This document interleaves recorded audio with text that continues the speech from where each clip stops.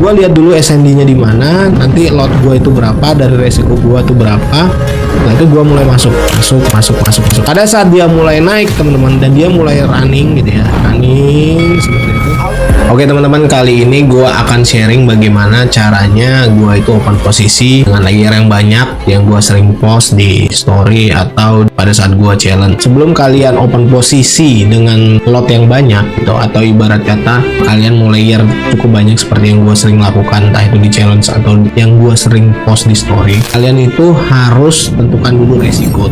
Kan gue udah sering bilang resiko itu nomor satu. Kenapa? Karena kita trading ini sudah pasti berhadapan dengan yang namanya resiko. Kalau misalnya kalian tidak tentukan resikonya, ya gimana gitu ya, nanti belakangnya pasti kacau. Jadi kayak gue nih, anggap gue itu punya modal $100 gitu. Nah gue itu sebelum trade biasanya gue itu akan tanya dulu, apakah ini uang terakhir gue, apakah kalau misalnya nanti rugi gue biasa aja atau gimana. Gue tanya dulu, kalau dari uang total yang gue pegang itu $100 ini adalah 1% dari uang gue, ya mungkin gue akan resikokan $100. Cuma bedanya gue akan deposit $100-nya gitu ya. Jadi gue tidak akan deposit 100%-nya, tapi gue ambil SL-nya berapa, dan setelah itu baru gue deposit kesiapan SL gue atau resikonya. Nah, anggapan gue punya 10.000 lah ya, total uang gue tuh 10.000. Berarti ini adalah 1% dari ini teman-teman. Nah jadi pertama, oh gue punya nih $10.000 gitu ya, terus ini adalah 1%-nya. Nah ini yang akan gue deposit teman-teman. Caranya itu. Kenapa bang? Kenapa nggak langsung 10.000-nya? Karena pada saat nanti kalian rugi, memang ini adalah SL kalian. Gue tuh sering banget kalau challenge atau kembangkan akun, biasanya modal yang gue depositkan itu adalah modal SL gue gitu ya. Jadi kalau misalnya terjadi apa-apa ya gue biasa aja, atau pada saat dia sudah running ya gue berani untuk menambah, karena ya kalau SL ya memang bagian dari risiko gue gitu, paham ya?